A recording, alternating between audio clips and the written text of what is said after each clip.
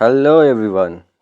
तो आज क्लास में पढ़ने वाले हम लोग सूडो फर्स्ट ऑर्डर। ठीक है, उससे पहले हम लोग देखते हैं जो लास्ट क्लास का जीरो ऑर्डर फर्स्ट ऑर्डर पढ़ा था हमने, उसका एक रिकैप।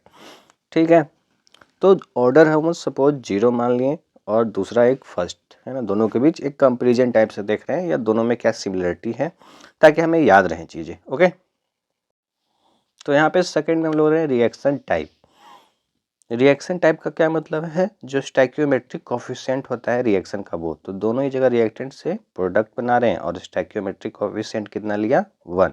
ओके, तो नेक्स्ट हमने दोनों के लिए क्या पढ़ा था? Differential rate. ओके, तो डिफरेंशियल रेट जीरो ऑर्डर के लिए तो आपको हमेशा याद ही होना चाहिए है ना, क्योंकि यहाँ पे क्या आता है, पावर क्या होने वाला है? जीरो। तो D R by D T equals to क्या लिख सकते हैं हम लोग? माइनस के, है ना, या फिर आप क्या बोल सकते हो?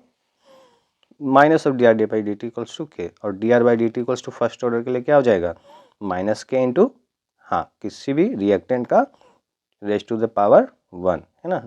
ओके, तो नेक्स्ट हम लोग देखने वाले हैं क्या? इंटीग्रेटेड रेट लॉ, या जिसको हम लोग क्या बोलते हैं? Integrated rate expression. तो जीरो ऑर्डर के लिए क्या होता है? R not minus of R equals to K T, या आप R equals to R not minus K T भी लिख सकते हो। ओके, और हमने फर्स्ट ऑर्डर के लिए क्या देखा था? R equals to R not E to the power of minus K T, या आर बाई आर नॉट भी लिख सकते हो, जैसे आपको ठीक लगे। दूसरा हमने पढ़ा था और क्या इसका?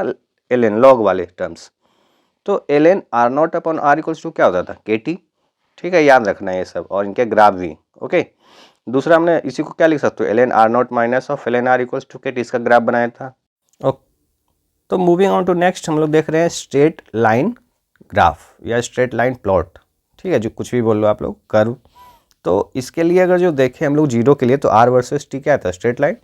और L N R versus T क्या आया था? फर्स्ट ऑर्डर के लिए स्ट्रेट लाइन। और आर आर नॉट वाला क्या आया था? कुछ ई टू द पावर वाला एक्सपोनेंशियल का जस्ट अपोजिट, है ना।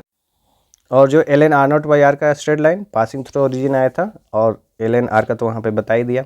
तो नेक्स्ट हम लोग मूव करते हैं हाफ लाइफ टाइम पे। हाफ लाइफ टाइम क्या था? आर नॉट बाई टू के था जीरो के लिए, और एल एन टू बाई के, ये दोनों याद रखना है फर्स्ट ऑर्डर के लिए तो हमेशा ही। और ये वैल्यू क्या होती है? 0.693 अपॉन के होता है। ओके, ग्राफ इसका याद रखना आप लोग। तो यूनिट्स ऑफ रेट कांस्टेंट की बात करें, जो कि के जिसको हम लोग बोलते हैं, तो इसके लिए क्या था? मोल पर यूनिट टाइम आया था, या क्या बोल सकते हो? कंसंट्रेशन पर यूनिट टाइम, या pressure per unit time. Okay, तो मोलरिटी क्या लिखते हैं? मोल पर लीटर, और टाइम को सेकेंड लिखते हैं, तो मोल पर लीटर सेकेंड हो गया, ये जीरो ऑर्डर के लिए। ओके, और वहीं फर्स्ट ऑर्डर के लिए बात करें हम लोग, तो क्या आया था? याद है? सिर्फ और सिर्फ टाइम पर सेकेंड आया था, है ना, पर सेकेंड। याद होगा आप लोगों को, आप लोग तो याद रखते हो इन सब चीज़ें, छोटी छोटी बातें हैं पर बड़े बड़े दिमाग में याद होने चाहिए। ओके, तो R not versus T half का ग्राफ बनाए तो क्या होगा? ये पासिंग थ्रू ओरिजिन होगा, यानी जैसे जैसे कंसंट्रेशन बढ़ाओगे जीरो ऑर्डर के लिए, वैसे वैसे हाफ लाइफ बढ़ेगा। ओके, और वही फर्स्ट ऑर्डर के बनाए तो ये क्या आता है? इंडिपेंडेंट ऑफ कंसंट्रेशन, यानी एक स्ट्रेट लाइन आएगा। आप कंसंट्रेशन कितना भी ले लो, ये सिर्फ और सिर्फ किस पे फर्क होने वाला है? रेट कांस्टेंट पे। ओके, तो स्टार्ट करते हैं हम लोग आज का टॉपिक, जो कि क्या है? Pseudo first order reaction. तो सीडो फर्स्ट ऑर्डर रिएक्शन होता क्या है ना। सीडो का मतलब ही क्या होता है? फॉल्स, मतलब झूठा, यानी कि जो फर्स्ट ऑर्डर नहीं होगा फिर भी उसको हम लोग क्या बताएंगे? First order reaction. ओके, तो कुछ ऐसे रिएक्शंस होते हैं जो कि हायर ऑर्डर के होते हैं, लेकिन कुछ मैकेनिज्म के कारण क्या होते हैं? अल्टर्ड हो जाते हैं, चेंज हो जाते हैं। ठीक है, और ये क्या बनाते हैं? Pseudo first order. ठीक है, जैसे कोई कंडीशन इन पे लगा होगा, स्पेशल कंडीशन, जो जिसके कारण क्या करते हैं? ये फॉलो फर्स्ट ऑर्डर को करते हैं। ओके, अगर एग्जाम्पल के लिए बात करें, इसको फॉल्स लिख देता हूँ, है ना। तो एग्जाम्पल के लिए बात करें, फॉर हाइड्रोलिसिस ऑफ ईस्टर, या जिसको हम लोग बोल सकते हैं हाइड्रोलिसिस ऑफ ईस्टर, जो होता है एक्चुअली क्या होता है? एसिड कैटेलाइज होता है ना। एसिड कैटेलाइज का मतलब क्या? एसिड के प्रेजेंस में ये जो रिएक्शन होता है या फास्ट होता है, ऐसा बोल सकते हो। ठीक है, तो एग्जाम्पल के लिए लेते हैं क्या? इथाइल एसीटेट, C2H5CO CH3 ठीक है, एक्वस बोल लो या ये कोई कंपाउंड है, ठीक है, प्लस H2O और H प्लस आपने पढ़ा ही होगा ऑर्गेनिक में। तो ये क्या बनाता है CH3COOH प्लस C2H5OH। ओके, तो रेट इक्वल्स टू क्या हो जाएगा यहाँ पे, अगर जो देखें एलिमेंट्री बोलें इसको तो इथाइल एसीटेट और कंसंट्रेशन ऑफ H2O दोनों आएगा साथ में। क्लियर है? इसको समझना है तो हम बाय न्यूमेरिकल वैल्यू से समझते हैं। ओके, सपोज मैंने इसका 0.1 लिया और इसका 90 मोल लिया, ठीक है, या 100 मोल ले लेते हैं, ठीक है, ज़्यादा आसान होगा। तो ये क्या होगा, पूरा का पूरा कंज्यूम हो जाएगा और ये 99.9 मोल बचा हुआ रहेगा। या फिर इसका 0.01 मोल ले लो और इसका 99.99 मोल बचा रहेगा, है ना। तो ये जो मोल देखो लिया हमने इतना ज़्यादा, तो इसका फॉर्मेशन क्या होगा, स्टार्टिंग में चलो मान लेते हैं इसका 0 और फिर जब 0.1 रिएक्ट किया होगा तो 0.1 मोल इसका, और अगर जो 0.01 लेंगे तो 0.0101। तो देखो हमें ऐसा देख के लगेगा कि जो 100 मोल था 99.9 हुआ या फिर 99.99, तो ऐसा लगेगा जैसे H2O का मोल या कंसंट्रेशन बोलो चेंज हुआ ही नहीं, जैसा था वैसा ही रह गया, है ना। 0.1 जैसे एक बालू के ढेर से क्या करो एक कण निकालो तो क्या फील होगा उसको, कुछ नहीं, ठीक है। तो ऐसा प्रतीत होगा, इट सीम्स कि कंसंट्रेशन उसका क्या हुआ, वाटर का यहाँ पे चेंज ही नहीं हुआ। ऑल्दो इसको होना था क्या, एलिमेंट्री रिएक्शन है तो बाइमोलिकुलर या बोल सकते हो सेकेंड ऑर्डर रिएक्शन होना था, पर क्योंकि यहाँ पे H2O का अमाउंट क्या है बहुत ही ज़्यादा एज कंपेयर टू किसके, इथाइल एसीटेट के, इसलिए ऐसा लगेगा कि जैसे वाटर का concentration does not change. Okay, और यही रीजन है यहाँ पे क्या होने का, इस वाले रिएक्शन जो ऑल्दो सेकेंड ऑर्डर होना था तो क्या हो जाता है ये first order. Okay, I think ये क्लियर होगा, समझ में आया। तो बस मैं इस पॉइंट को लिख देता हूँ, that's why it behaves as first order reaction. Okay, तो रीजन समझ में आ गया। सीडो फर्स्ट ऑर्डर क्यों बोल रहे हैं, क्योंकि ये सीडो मतलब फॉल्स है, होता तो ये सेकेंड ऑर्डर है पर किसी एक का कंसंट्रेशन नेग्लिजिबली चेंज होता है जिसके कारण हम इसको फर्स्ट ऑर्डर रिएक्शन बोलते हैं, सेकेंड ऑर्डर नहीं बोलते हैं, या फिर जो भी हायर ऑर्डर होगा वो ना बोल के हम लोग इससे क्या बोलते हैं फर्स्ट ऑर्डर। यानी जैसे हमने पढ़ा था, क्या याद है आपको, लिमिटिंग रिएजेंट वाला केस है ना, वहाँ पे क्या होता था, सारे के सारे रिएक्शन जो होते थे लिमिटिंग रिएजेंट पर बेस्ड होते थे, तो सेम वैसा ही कुछ उसी टाइप का है। ओके, तो अब आपको समझ में आ गया होगा हम लोग इसे सूडो ऑर्डर फर्स्ट ऑर्डर क्यों बोलते हैं, ठीक है, यानी कि दूसरे को हम डायरेक्टली क्या कर सकते हैं, नेग्लेक्ट। ओके, तो इसको हम लोग सूडो फर्स्ट ऑर्डर बोलते हैं। और एग्जाम्पल अगर जो हम लोग देखें सूडो फर्स्ट ऑर्डर का, तो केन शुगर वाला जानते हो आप लोग, है ना, जिससे क्या बनता है ग्लूकोज और फ्रक्टोज, वो भी क्या होता है एसिड के प्रेजेंस में, वहाँ पे भी क्या होगा एक्सेस H2 जैसे यहाँ पे था। तो देखो केन शुगर क्या होता है C12H22O11 H2O और H प्लस के प्रेजेंस में, ठीक है, इसको क्या बोलते हैं केन शुगर। तो C6H12O6 और C6H12O6 बनाता है ना ये ग्लूकोज और ये फ्रक्टोज। तो दोनों में डिफरेंस क्या आप मेरे को कमेंट सेक्शन में बताना, ग्लूकोज और फ्रक्टोज में।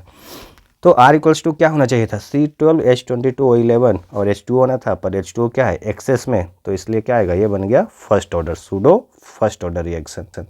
तो इम्पॉर्टेंट क्या है यहाँ पे याद रखना हमारे लिए, ये तो चेक करना, दूसरा देखो यहाँ पे कैटलिस्ट अगर जो H प्लस यानी एसिडिक मीडियम है तब तो ये सूडो फर्स्ट ऑर्डर के जैसा बिहेव करता है, लेकिन अगर जो कैटलिस्ट OH माइनस हुआ बेस तो ये कैसा बिहेव करेगा, सेकेंड ऑर्डर के जैसा बिहेव करेगा, यानी H2O का अकाउंट भी यहाँ पे लेना पड़ेगा। ओके, इस बात को ध्यान रखना, क्लियर है, सेकेंड ऑर्डर बिहेव करेगा कब, जब बेस होगा तो।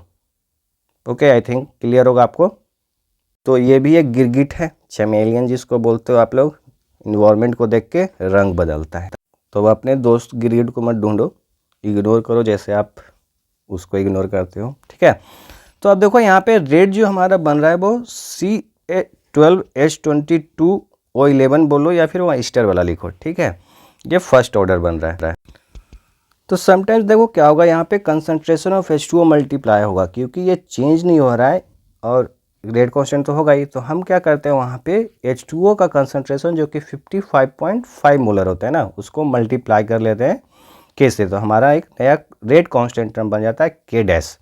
कुछ क्वेश्चन में ऐसे भी हो सकते हैं तो उसको आप ध्यान रखना। ओके, तो ये क्या बन गया रेट का फॉर्मूला। तो रेट भी अपना रंग बदल लिया है ना, तो ध्यान रखना, जैसे ऑनलाइन शॉपिंग पे रेट बदल जाता है वैसे यहाँ भी बदल गया। तो अब देखो इंपॉर्टेंट क्या है यहाँ पे कि हम लोग पता कर सकते हैं, क्योंकि रिएक्शन कैसा है, एसिड कैटालाइज है ना। तो हम लोग बता सकते हैं जो स्ट्रेंथ ऑफ एसिड है उसके बारे में। वो कैसे बता सकते हैं?